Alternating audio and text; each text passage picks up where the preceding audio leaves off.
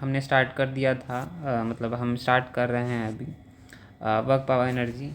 इसमें हम क्या करने वाले हैं, हम कुछ सेट ऑफ प्रॉब्लम्स करने वाले हैं जो कि मेरे नोट्स के क्वेश्चंस होंगे, ठीक है। और मैं उन सारे क्वेश्चंस में से भी चूज़ करके क्वेश्चंस आपको करवाऊँगा, मतलब हर एक टॉपिक से 1 से 2 क्वेश्चन, और ज़्यादा अच्छे हुए तो बहुत सारे करा देंगे, मतलब जो अच्छे टॉपिक्स होंगे। तो इसमें क्या है कि मतलब हम क्या कर रहे होंगे, हम सारे कॉन्सेप्चुअल सवाल को उठाएंगे और उन सभी में से सबसे बेस्ट कॉन्सेप्चुअल सवाल को लेंगे और उसको आप सेलेक्टेड प्रॉब्लम्स को आपको करा देंगे। दिस इज़ फॉर रिवीजन, ठीक है। चलिए यहाँ पे देखिए कॉन्सेप्चुअल सवाल क्या है जो कि आपको बहुत ही कॉन्सेप्ट को इम्प्रूव करेगा।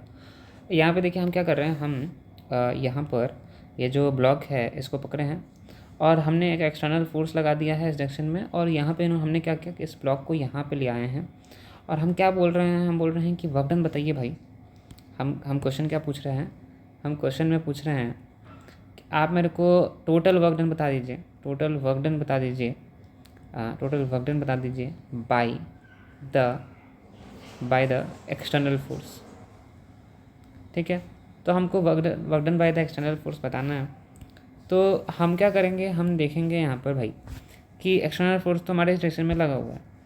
अब आप देखने वाली बात यहाँ पर यह है दोस्तों कि यहाँ पर सुनिए, यहाँ पर एक चीज़ छूट गया हमारा डेटा। ओहो हो, ऐसे कैसे आसान क्वेश्चन बन जाएगा। इसमें हमने यहाँ पर फ्रिक्शन दे दिया है, न्यू है कोफिशिएंट, ठीक है, फ्रिक्शन कोफिशिएंट, ठीक है। तो अब हम थोड़ा सा दिमाग लगाते हैं, थोड़ा सा खुद से ट्राई कीजिएगा, तब जाके यहाँ पर आंसर को चेक कीजिएगा। और प्लीज़ वर्क पावर एनर्जी थोड़ा मत लगाइएगा, सिर्फ जेनरस वर्क का फॉर्मूला लगाइएगा, उससे आंसर निकालने का प्रयास कीजिए, बेटर अप्रोच, तो समझ आएगा, कॉन्सेप्चुअल क्लैरिटी मिलेगी आपको। चलिए आप ब्लॉक ले लेते हैं हम, और हमने जब ब्लॉक लिया इसको, और हम क्या करेंगे, इस ब्लॉक को लेने के बाद हम देखेंगे यहाँ मास में हम वीडियो बना लेते हैं। देखिए mg जो है वो इस डायरेक्शन में लग रहा होगा कहीं पे, ठीक है, तो हम mg लग रहा होगा, ठीक है ना। अब आप देखिए यहाँ पे देखिए फोर्स एक्सटर्नल यहाँ पे इस डायरेक्शन में लग रहा है, फोर्स एक्सटर्नल, ठीक है। ऐसे डायरेक्शन में फ्रिक्शन लगेगा क्योंकि हम बहुत ही स्लोली तो ऊपर जा रहे हैं। स्लोली ऊपर जाने का मतलब यहाँ पर यह है कि इस ब्लॉक के ऊपर जो है वेलोसिटी जीरो नहीं, इसका मतलब है कि एक्सेलरेशन जीरो है, हाँ, और वेलोसिटी भी बहुत छोटी सी वैल्यू है, हाँ, मतलब एक्सेलरेशन जीरो है, हम बहुत ही स्लो जा रहे हैं, मतलब हर एक इंस्टेंट पे फोर्स एक जीरो होगा, हाँ, नेट फोर्स जीरो होगा, हाँ, but work done by this force is है, मतलब फोर्स एक्सटर्नल, मतलब फोर्स नेट भी जीरो नहीं होगा, एक्चुअली फोर्स तो लग ही रहा है, बट एक्सेलरेशन काइंड ऑफ से बहुत ही नेग्लिजिबल होगा, जिसको हम जीरो ही कह सकते हैं। हाँ, मतलब ये कंडीशन इस तरीके से है कि मैं कह सकता हूँ कि हर एक इंस्टेंट पे फोर्स जीरो है, मतलब कि यहाँ पर मैं कुछ फोर्स को इक्वल कर सकता हूँ। मैं इसके कंपोनेंट ले लेता हूँ mg के यहाँ पर और यहाँ पर, और इसके ऊपर नॉर्मल भी इस डायरेक्शन में लग रहा होगा, ठीक है। ये कौन सा नॉर्मल है, ये लग रहा है जो वेज इसके ब्लॉक के ऊपर लगा रहा है, हम ब्लॉक पे वीडियो बना रहे हैं, सारे फोर्सेज जो ब्लॉक के ऊपर लग रहे हैं, ठीक है ना। चलो, और mg यहाँ पे लगा देते हैं, तो यहाँ पे थीटा एंगल दे रखा था ना, तो थीटा एंगल दे रखा था, तो देखिए यहाँ पे mg कैसे आएगा, आप देखिए गौर से, mg इस डायरेक्शन में था और mg का ये कंपोनेंट हो जाएगा, और यहाँ पर ये थीटा एंगल यहाँ से ऐसे थीटा एंगल है, ये 90 है, तो ये थीटा एंगल था, तो ये 90 माइनस थीटा हो गया ना, तो ये थीटा हो गया, क्लियर है। तो ये थीटा एंगल है, तो यानी कि ये mg साइन थीटा है, और ये mg कॉस थीटा है, क्लियर है। चलिए आप मेरे को बता दो यार कि यहाँ नॉर्मल ना, तो जो नॉर्मल है वो हो जाएगा mg कॉस थीटा, यानी कि जो फ्रिक्शन की वैल्यू है वो कितनी है, फ्रिक्शन की वैल्यू है न्यू mg कॉस थीटा, ठीक है। अच्छा बात है, अब हम बोल दिए फ्रिक्शन की वैल्यू पता चल गई, तो हम बताइए एक्स इस मास के ऊपर मास और net force, net acceleration zero is equals to total force लिख देते हैं हम, एफ माइनस फ्रिक्शन कितना है, mu mg cos theta minus, again minus ही लगेगा यार, है ना, इस डायरेक्शन में है, तो mg साइन थीटा, ये जीरो है, तो अगेन हम बोल सकते हैं जो फोर्स एक्सटर्नल है, फोर्स एक्सटर्नल जो है उसकी वैल्यू आ गई है mu mg cos theta, new mg cos theta plus mg sine theta, सही बात है।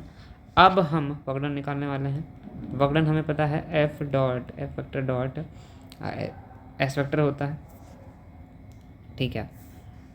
अब मेरे को बताओ यार एस वेक्टर क्या है, एस वेक्टर तो ए बी है, तो ए बी वेक्टर लिख देंगे हम यहाँ पे, ठीक है। तो ए बी वेक्टर, अच्छा ए बी वेक्टर है, सही बात है। अब मेरे को बताओ एफ वेक्टर क्या है। एफ वेक्टर एफ एक्सटर्नल है, जो कि एफ एक्सटर्नल यहाँ पे लिख देंगे। एफ एक्सटर्नल हमको दे रखा है, यहाँ पे इसको पुट करेंगे, कर देंगे हाँ। एंड ए बी वेक्टर निकालते हैं। तो ए बी वेक्टर जो है इस ट्रायंगल के हिसाब से यार, ये थीटा है और ये ए बी है, तो हम यहाँ पर ये एच दे रखा था, नहीं भी दे रखा था तो इस तो ऑलरेडी दे रखा होता है, मतलब शायद मैंने क्वेश्चन में एच दिया नहीं था, sorry for that.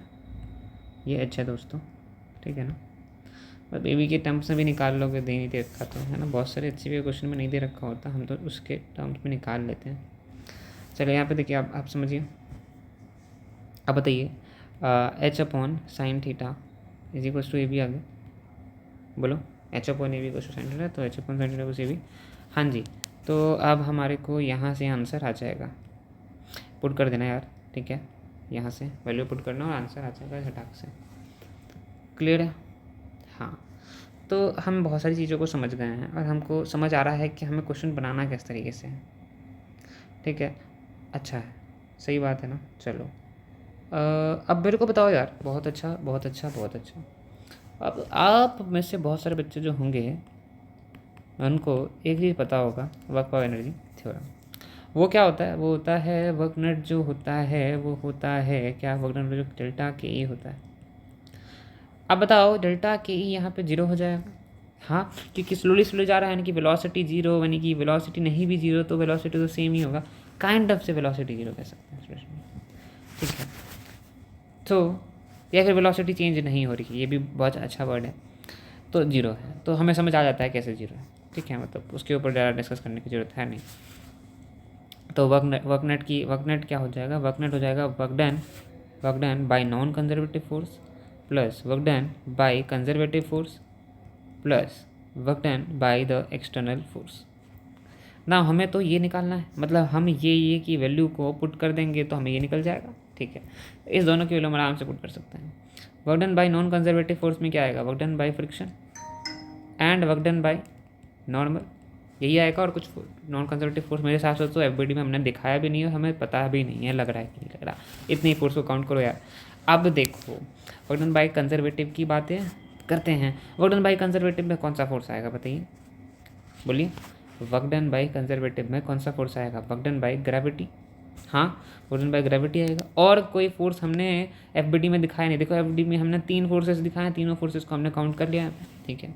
Work done by normal force zero होता है, क्यों? क्योंकि F dot D S vector होता है या फिर एफ डॉट एस वैक्टर होता है, तो डॉट प्रोडक्ट में जीरो हो जाएगा। ये आपको क्लियर है? समझ आ रहा ना कैसे? Normal always perpendicular to the point of contact लगता है फॉर माइक्रोस्कोपिक। माइक्रोस्कोपिक में तो दोस्तों ऐसे ऐसे करके माइक्रोस्कोपिक देखो तो ऐसे ऐसे दिखने लगेगा तुमको। बट थिंग इज़ दैट ना कि तुम माइक्रोस्कोपिक नहीं मैक्रोस्कोपिक नहीं मतलब तुम बहुत गहराई में जाके नहीं देख रहे हो, तो सिंपल बात, ऊपर से देख रहे होते हो चीज़ों को। अगर ऊपर से चीज़ों को देख रहे होते तो तुम्हें दिखता है परपेंडिकुलर ही लग रहा होता है। नॉर्मल डिस्प्लेसमेंट इस डायरेक्शन में हो रहा है तो नॉर्मल थीटा 90 डिग्री होगा दोनों वेक्टर के बीच का। मतलब सिंपल बात है कि कॉस 90 जीरो होता है, यानी कि वर्क जीरो होता है। बहुत डीप और बहुत ज़्यादा बेसिक पढ़ा दिया मैंने इसमें तो उससे ज़्यादा बेसिक में जा ही नहीं सकता। अब बताओ work done by the friction क्या होगा? फ्रिक्शन इस डायरेक्शन में लग रहा है और डिस्प्लेसमेंट इस डायरेक्शन में हो रहा है, मतलब कि डॉट प्रोडक्ट में 180 डिग्री यानी कि माइनस आ जाएगा, तो minus mu m g cos theta, ठीक है। कैसे आया यार देख लो फिर से यार, है ना। बहुत बार चीज़ों को मैं चिल्लाने वाला नहीं हूँ।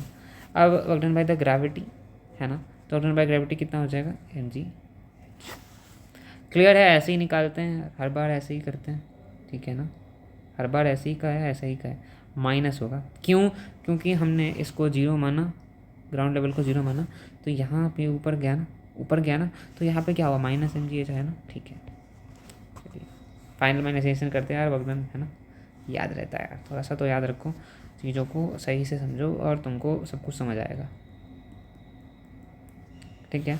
Now work done by the external force is equals to m g h plus mu m g cos theta. देखो हमने बना दिया। Mu m g cos theta नहीं होगा यार, कैसी बात करो, न्यू एम जी एक्स कर दो यार। यहाँ एक्स को ना तुम ना इसको मान लो एक्स, और यहाँ एक्स हो जाएगा तुम्हारा